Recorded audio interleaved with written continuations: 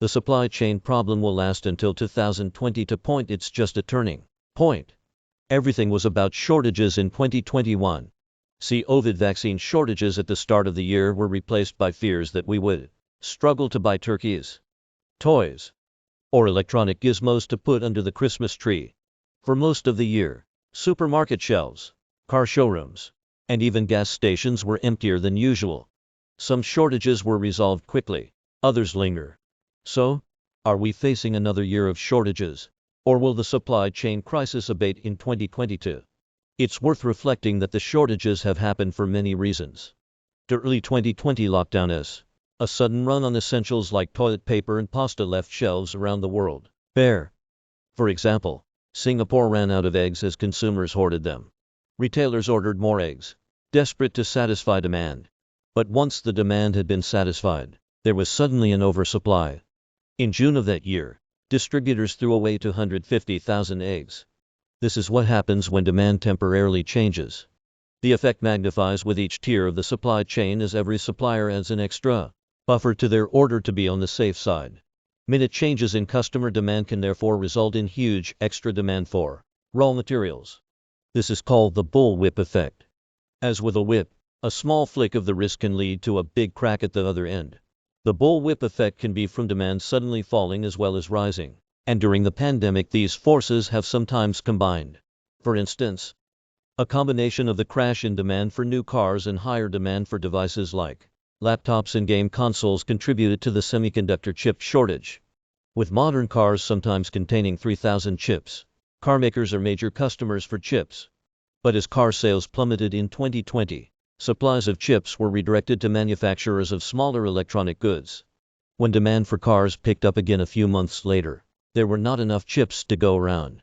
Carmakers were forced to stop production lines and couldn't make enough cars to satisfy demand. They also started hoarding chips, making the shortages worse. Other imbalances in today's supply chains are larger than just competing companies or industries.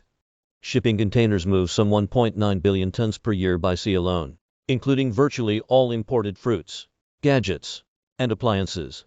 Normally, containers are continually loaded, shipped, unloaded, and loaded again.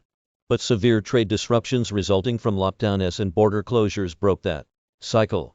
Containers were left in wrong locations as trade shifted, shipping capacity was reduced, and vessels couldn't land where and when they intended. Coupled with congested ports and problems with timely unloading and onward transportation, a typical container now spends 20% longer in transit than before the pandemic. Shipping rates have soared in this environment. Prices on major east-west trade routes have increased by 80% year-on-year, which is bad news for economic recovery. Even a 10% increase in container freight rates can reduce industrial production by around 1%. Technological advancement may have reshaped manufacturing, but production and delivery still rely heavily on people. Waves of layoffs in production due to lockdowns resulted in labor shortages when demand picked up. To give one example, Vietnam saw a mass exodus of workers from industrial hubs to rural areas, which could not easily be reversed. Worker shortages were particularly evident with lorry drivers in the UK and other countries. The sector already struggled to recruit and retain drivers because of pressures of rising demand, an aging workforce, and worsening working conditions. Meanwhile, career exit has made it harder for migrant drivers to work in the UK. There were at least early signs of the driver problems easing in the run-up to Christmas as more recruits came through the system, which will have been one reason why goods shortages were not as bad as they might have been. Equally, however, we shouldn't expect a swift end to the supply chain crisis in 2022. The Omicron variant is leading to more staff shortages as people take sick leave and suppliers navigate new restrictions. China's zero-COVID strategy is likely to continue to disrupt both production and transportation of goods, possibly for the entire year. Yet, we might also see problems in the opposite direction, via another crack of the bullwhip. Back orders in many sectors will have been filled. But consumer demand may well be cooling now that furloughs have ended and interest rates are beginning to rise. So, some companies might find they end up with an oversupply of goods. To avoid this, they will have to level their production rates with demand.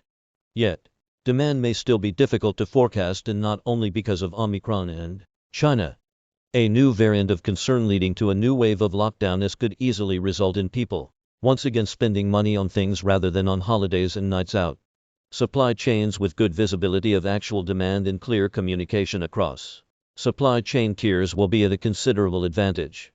In sum, it is likely that different industries will experience both shortages and oversupply problems throughout 2022. A longer-term issue is to what extent supply chains change. The pandemic raised new doubts about outsourcing production to faraway countries with lower labor costs. Equally, problems were aggravated by strategies to maximize supply chain efficiency, such as with just-in-time manufacturing, in which companies keep inventories to a bare minimum to reduce costs. A major theme of 2021 was how to make supply chains more resilient.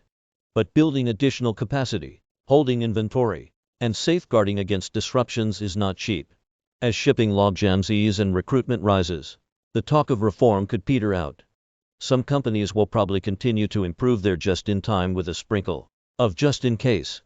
Others will bring production of some products closer to home markets while also keeping offshore production facilities to serve local markets.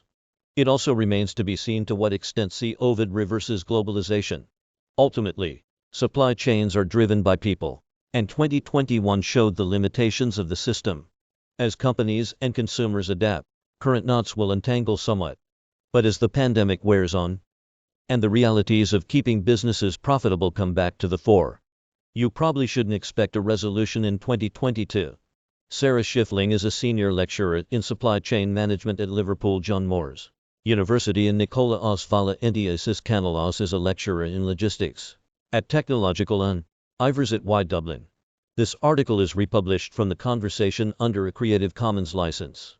Read the original article.